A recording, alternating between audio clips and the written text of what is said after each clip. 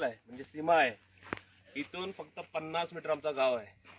50 मीटरच्या क्षेत्रात हे मोठी खडी उत्खनन चालू आहे. जर काय समजा हा डोंगर गेला घसरून खाली तर इथून पूर्ण पाणी आतमधून जाऊ शकतं आणि पाणी गेल्यामुळे सर्व पूर्ण तालुक्याला धोका आहे.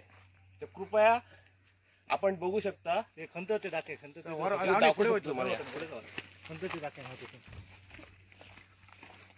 सीमेवर एवढी परिस्थिती आहे ना, बघू शकता काय झालं आहे ते. सपोज हा डोंगर खाली घसरून गेला तर इथून जे पाणी येतं, पाणी आतमध्ये येतं, ते पाणी पूर्ण गावामध्ये जाऊ शकतं.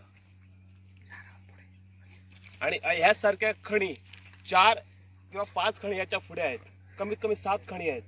आणि अशा खणींमुळे ना पूर्णपणे ध्वनी प्रदूषण म्हणा, वायू प्रदूषण, धूळ, सर्व प्रदूषण, आणि त्यामुळे मार्गामध्ये सुद्धा अडथळे येतात आणि त्यामुळे खूप प्रॉब्लेम झालेला आहे. पूर्ण हे धरण क्षेत्राच्या आतमध्ये आहे, बघू शकतात. किती उत्खनन झालं आहे ते.